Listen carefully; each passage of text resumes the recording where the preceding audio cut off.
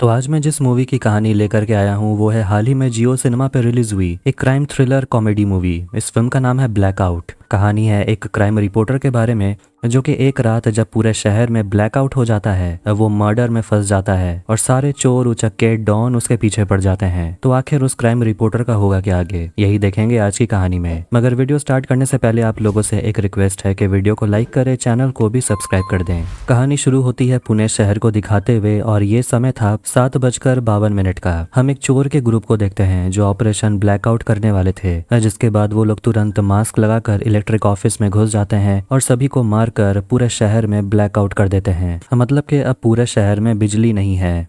वो लोग ऐसा क्यों करते हैं ये तुरंत पता चल जाएगा। वो ग्रुप पहुंच जाते हैं एक बहुत बड़े तिजोरी के पास। वो लोग ड्रिलिंग करने लगते हैं और आखिर में उस तिजोरी को उन्हें ब्लास्ट करना पड़ता है और उसके अंदर से उन्हें ढेर सारे सोने जेवर मिलते हैं जिसे वो चोरी कर लेते हैं। मगर कहानी आती है फिर से दोबारा से 7:52 पर और हम एक क्राइम रिपोर्टर लेनी डिसूजा से मिलते हैं। वो अपने घर पर जाने से पहले अपने सोसाइटी में रहने वाले कुछ बच्चों का फुटबॉल पंक्चर कर देता है। अब वो अपने घर जाता है तो उसकी पत्नी रोशनी डिसूजा उसके लिए दाल मखनी बना रही थी जो जल गया। वो नहाने जा ही रहा था कि तभी अचानक से बिजली चली जाती है, वही ब्लैकआउट हो गया, जिस वजह से रोशनी कुछ ज्यादा ही रोमांटिक होने लगती है और वो लेनी से कहती है कि केमिस्ट के दुकान से कुछ मीठा लाने, स्ट्रॉबेरी फ्लेवर जैसा कुछ। लेनी बहुत एक्साइटेड हो जाता है और वो जैसे ही बाहर निकलता है तो उसके फोन में नो सर्विस आ रहा था। अब रास्ते की हालत और भी खराब थी, हर जगह ट्रैफिक जाम था और उसका दोस्त रवि उसे दिख जाता है जिसके पैर में मोच आ गई थी, इसलिए लेनी उसे लिफ्ट देता है। रवि कहने लगता है कि वो अपने पापा का मेडिकल रिपोर्ट लाने गया था लेकिन बिजली चली गई जिस कारण रिपोर्ट तैयार नहीं हुआ।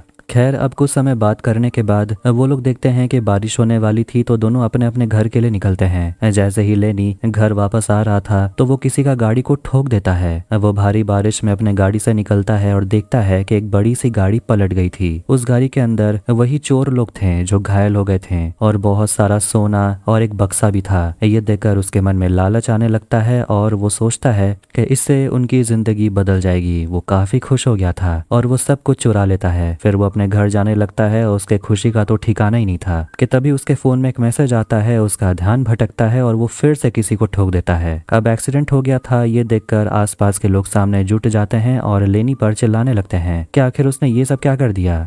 लगता है वो आदमी टपक गया। फिर वहां पर बिजली वापस आ जाती है और वहां पर एक बेवड़ा आता है और कहता है कि वो पुलिस को इन्फॉर्म कर देगा। लेनी कहता है मुझे डराने की कोशिश मत करना, मैं पत्रकार हूँ। सब मिलकर उस घायल आदमी को लेनी के गाड़ी में बैठाते हैं ताकि लेनी उसे हॉस्पिटल ले जा पाए। लेकिन वो बेवड़ा अंदर बैठ गया था और कहने लगता है कि ये आदमी मर गया है और मुझे पता है कि तुम हॉस्पिटल तो जाओगे नहीं, मैं सब कुछ पुलिस को बता दूंगा। बेवड़ा उसकी मदद करेगा जब लेनी उसे पैसे देगा और साथ में विस्की भी। लेनी मान जाता है और दोनों निकल पड़ते हैं उस बॉडी को ठिकाने लगाने के लिए। सामने उन्हें पुलिस की नाकाबंदी मिलती है और बचने के लिए लेनी बेवड़ा से कहता है डेड बॉडी को ऐसे सेट करो लगे कि जैसे वो सो रहा हो। फिर वो लोग नाकाबंदी की तरफ बढ़ने लगते हैं और वहां इंस्पेक्टर पाटिल को देखते हैं जिससे क्रिमिनल थर थर कांपते हैं। उसी शाम करीब 5:45 बजे देखते हैं कि लेनी जो असली में क्राइम रिपोर्टर है वो एक बिजनेसमैन बनकर गया था इंस्पेक्टर पाटिल के पास स्टिंग ऑपरेशन करने के लिए, जहां पर वो इंस्पेक्टर पाटिल को रिश्वत लेने को मना लेता है और ये सब कुछ वो अपने कैमरे में रिकॉर्ड कर लेता है। अब वापस नाकाबंदी में देखते हैं कि इंस्पेक्टर पाटिल लेनी को पहचान लेते हैं और कहते हैं कि तुम तो वही बिजनेसमैन हो जिसे वो कुछ घंटे पहले ही मिला था और उसे पूछ रहा होता है कि आपकी मूंछ कहाँ गई। बेवड़ा वहां पर अजीब अजीब शायरी कहने लगता है जिससे इंस्पेक्टर पाटिल बहुत ज्यादा इंप्रेस हो गया था और खुश भी हो गया था और उन्हें जाने देता है। दोनों लाश को लेकर कब्रिस्तान पहुंचते हैं लेकिन तभी उन्हें दो गुंडे देख लेते हैं जो असली में भाई हैं। उनका नाम है ठीक ठाक। उसी शाम देखते हैं कि दोनों को पुलिस ने पकड़ लिया था। असली में उन दोनों के मामा वहां पर पुलिस का काम करते हैं और दोनों भाइयों का पहले एक ऐप हुआ करता था जिसका नाम था ठीक ठाक।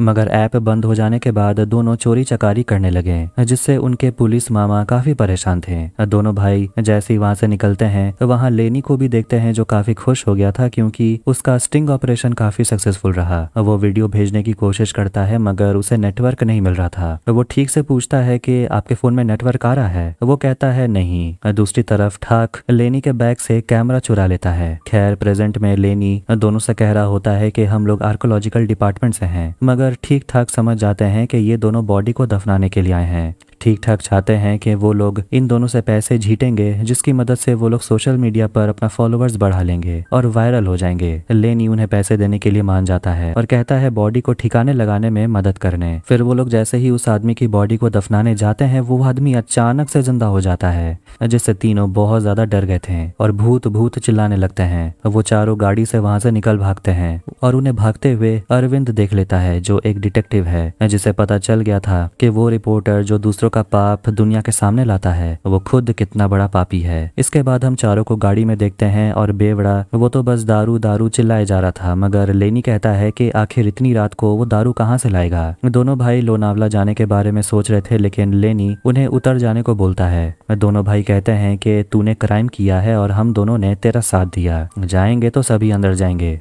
लेनी बहुत बुरा फंस गया था कि तभी उसे उसके बॉस का कॉल आता है, जो कहते हैं कि पब्लिक हॉस्पिटल में लोग धरना दे रहे हैं, जल्दी जाकर इस न्यूज़ को कवर करो, तुम्हारे पास कैमरा तो होगा। लेनी कहता है हाँ कैमरा तो है, कि तभी उसका फोन का बैटरी डेड हो जाता है। इसके बाद वो लोग पब्लिक हॉस्पिटल पहुंच जाते हैं, जहाँ पर एक्स MLA अनीता सभी को भाषण दे रही होती है और वो काफी गुस्से में थी क्योंकि हॉस्पिटल में कई लोगों की मौत हो गई। लेनी रिकॉर्ड करने के लिए कैमरा निकालने वाला था, तो वो देखता है कि कैमरा तो उसके बैग में है ही नहीं। ठीक ठाक एक दूसरे को देखते ही रहते हैं क्योंकि कैमरा तो उन लोगों ने ही चुराया था। तभी अनीता की नजर जाती है लेनी पर, जिसे वो गुस्से में देखने लगती है। 1 महीना पहले लेनी अपना गेटअप बदल कर अनीता से मिलने के लिए गया था, जो उसे कह रही होती है कि हमने पुणे को बहुत कुछ दिया है। लेनी कहता है कि मेरे बॉस चाहते हैं कि पुणे को 7 स्टार होटल मिले और वो 7 स्टार होटल उसके बॉस बनाना चाहते हैं झोपड़पट्टी के जगह पर, जिस पर अनीता मान जाती है और कहती है कि आप बस मुझे पैसे दे दीजिए, मैं कोई भी जगह खाली करवा दूंगी। मगर उसे ये नहीं पता था कि ये सब कुछ कैमरे पर रिकॉर्ड हो गया था, जिसके बाद न्यूज़ पर इस वीडियो को वायरल कर दिया गया था। और होता यह है कि करप्शन के मामले में MLA अनीता दोषी पाई जाती है और उसे विधायक के पद से रिजाइन देना पड़ता है। ठीक ठाक लेनी को बता देते हैं कि उन लोगों ने ही कैमरा चुराया। दूसरी तरफ बेवड़ा वहां नौटंकी करने लगता है, जिससे अनीता अपना स्पीच नहीं दे पा रही थी। फिर वहां पर ठीक ठाक हॉस्पिटल की बिजली गुल कर देते हैं, जिससे वहां पर भगदड़ मच जाती है। फिर अनीता भी अपना चप्पल निकाल लेती है और लड़ने के लिए मैदान में कूद पड़ती है। बिजली वापस आ जाती है और वो पकड़ी जाती है हाथ में चप्पल लिए। अब वापस चारों को गाड़ी में देखते हैं। बेवड़ा ठीक ठाक सभी लोग हंसते ही जा रहे थे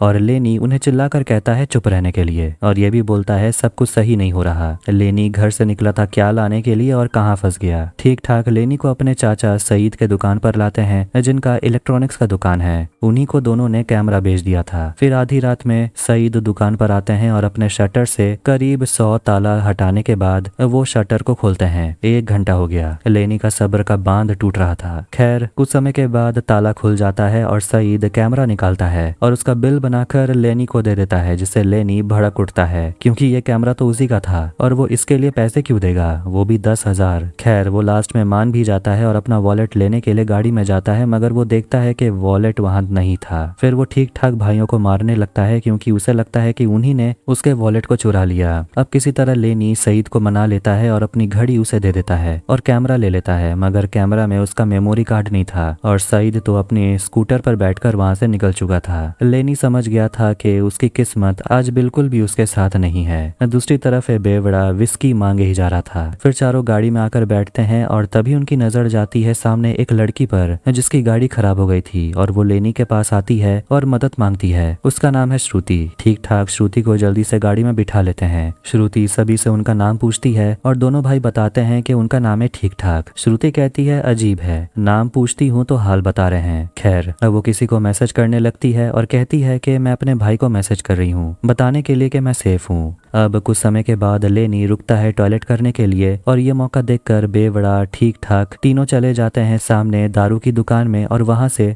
बेवड़ा दारू चोरी करने लगता है और ठीक ठाक दुकान से पैसे चुरा लेता है। ये देखकर लेनी बहुत ज्यादा घबरा गया था और अब तो उनके पीछे पुलिस पड़ गई थी। वो लोग लेनी के गाड़ी का पीछा करने लगते हैं और पुलिस के गाड़ी में हम देखते हैं कि ठीक ठाक के मामा थे। खैर अब वो लोग चोर पर गोली चलाने लगते हैं, जिससे लेनी अपनी गाड़ी को तेजी से भगाता है, मगर कुछ समय के बाद बेवड़ा अपना गोल्डन रिवॉल्वर निकाल लेता है और पुलिस पर शूट करने लगता है और एक पुलिस ऑफिसर का कान उड़ा देता है। फिर तभी हम डिटेक्टिव को देखते हैं जो लेनी के गाड़ी को पार करने के बाद वो रास्ते को ब्लॉक कर देता है, जिससे पुलिस की गाड़ी का एक्सीडेंट हो जाता है और वो अपनी स्कूटी से वहां से निकल पड़ता है। लेनी अपनी गाड़ी को रोकता है और श्रुति बहुत ज्यादा घबरा गई थी और कहती है कि मुझे यहाँ से जाना है। लेनी उसे पूछता है कि आखिर हुआ क्या। वो कहती है कि वो बेवड़ा आदमी वो कोई और नहीं बल्कि असगर डॉन है। वो कोई आम आदमी नहीं है, वो कई सालों से लापता है जिसे पुलिस ढूंढ रही है और उसने अपने गोल्डन रिवॉल्वर से कई लोगों का मर्डर किया है। कुछ साल पहले देखते हैं कि वो बेवड़ा असली में डॉन हुआ करता था और लोगों में उसका काफी खौफ भी था। पुलिस उसके पीछे पड़ गई थी, इसीलिए वो कई साल तक अंडरग्राउंड हो गया था। फिर आज से ठीक 1 महीने पहले वो वापस से शहर में आया। वो अपने घर के आंगन में से गोल्डन रिवॉल्वर निकालता है। फिर वो शहर में ऐसे ही सड़कों पर भिखारी की तरह रहने लगता है। अब प्रेजेंट में हम देखते हैं कि लेनी, श्रुति और ठीक ठाक बहुत ज्यादा घबराए हुए थे क्योंकि उन्हें नहीं पता था कि उनके साथ जो बेवड़ा है वो असली में डॉन है। ठीक ठाक उन सभी को लेकर जाता है अन्ना के पास, जिनका डॉन से 36 का आंकड़ा है और वो ठीक ठाक से कहते हैं कि अगर तुम्हारी खबर सही है तो फिर मैं तुम्हारी मदद करूंगा और तुम्हें मस्कट में शिफ्ट कर दूंगा,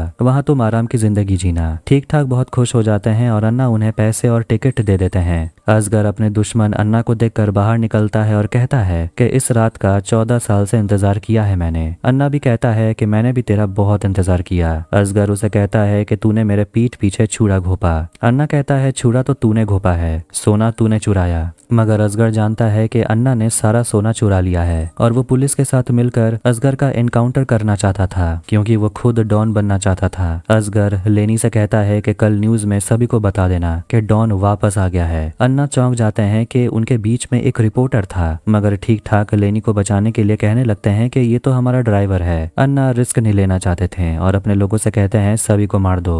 तभी असगर डॉन अन्ना को अपने गन पॉइंट पर पकड़ लेते हैं और चारों से कहते हैं तुम लोग यहाँ से भाग निकलो। मगर तभी लेनी सोचने लगता है कि अगर वो यहाँ से चला गया तो उसे सोना हीरा कुछ भी नहीं मिलेगा, इसलिए वो यहाँ रहकर डॉन की मदद करना चाहता था और वो लेनी से कहता है कि तुमसे बड़ा बेवकूफ मैंने कभी नहीं देखा। इसके बाद वहाँ पर फाइट शुरू हो जाती है, भगदड़ मच जाती है और लेनी डॉन की मदद करता है, लेकिन तभी डॉन को गोली लग जाती है। फिर वो बंदूक लेकर अन्ना के पास चला जाता है और अन्ना को गोली मार देता है और कहता है कि ये शहर अब मेरा है। डॉन को भी गोली लगी थी और वो बुरी तरह घायल हो गया था। वो चारों से कहता है कि अगर मुझे कुछ हो गया तो याद रखना मस्जिद के पीछे मेरा घर है, आंगन में पेड़ के नीचे मेरी किस्मत दफन है, वहीं मुझे भी दफना देना। इसके बाद डॉन की वहीं पर मौत हो जाती है और चारों को सोना मिल गया था कि तभी वहां पर एक और शूटर आ जाता है स्नाइपर लेकर। उस आदमी का नाम है मिस्टर एक्स। लेनी उससे अपनी जान की भीख मांगने लगता है कि तभी पीछे से कोई मिस्टर एक्स को ट्रैंकुलाइज कर देता है और बेहोश कर देता है। देखते हैं कि वहां पर डिटेक्टिव अरविंद आ गया था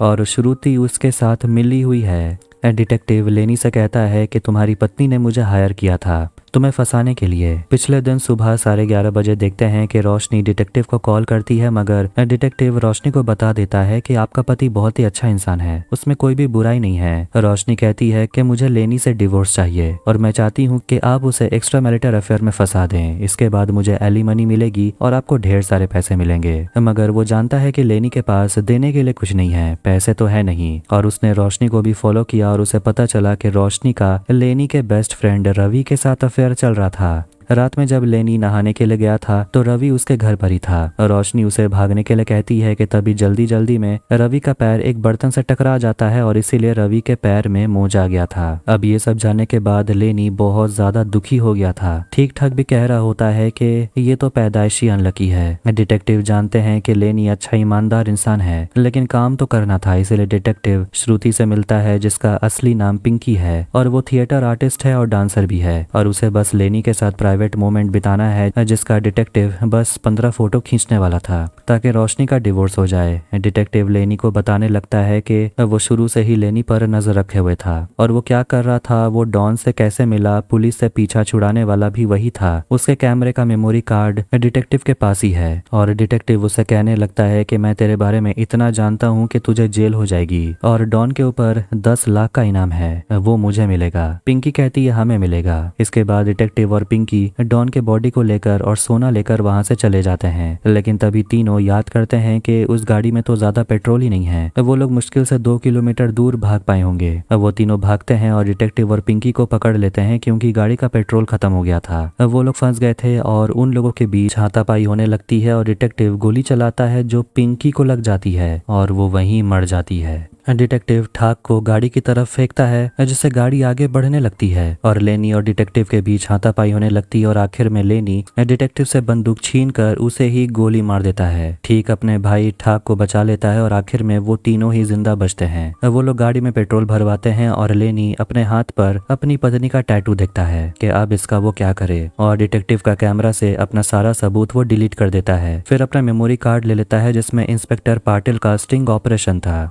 तीनों मिलकर उस बक्से को खोलने वाले थे जिसमें सारा माल था। फिर हम उसी ट्रक को देखते हैं जहां से वो बक्सा मिला था। वहां वो चोर वाले गैंग माल चुरा कर भाग रहे थे, लेकिन उनमें से एक धोखेबाज निकलता है और वो सभी को मारकर सारा माल चुरा लेने वाला था। तभी उन लोगों में झगड़ा शुरू हो जाता है कि इतने में लेनी की गाड़ी से उनकी गाड़ी टकरा जाती है जिससे उनकी गाड़ी पलट जाती है और सभी लोग मारे जाते हैं। लेनी उनके गाड़ी में से एक बक्सा चुरा लेता है ये सोचकर कि उसमें सोना होगा, मगर यहाँ पता चलता है कि उस बक्से में हथियार था जो कि उनके कोई काम का नहीं। मतलब कि इतनी रात से वो इसके लिए लड़ रहे थे। लेनी फिर से ऊपर वाले को कोसने लगता है कि आखिर क्यों उसके साथ ही ऐसा क्यों होता है। अब जितना पैसा उनके पास था लेनी ठीक ठाक से कहता है कि तुम लोग ये पैसा रख लो, अपने लाइफ में कुछ कर लो, मेरा तो कुछ होने वाला है नहीं, अनलकी जो हूँ। अब वो उन्हें पैसों से भरा बैग दे देता है और ठीक ठाक लेनी से कहता है कि जब भी शहर में ब्लैकआउट हो तो आप बाहर मत निकलना।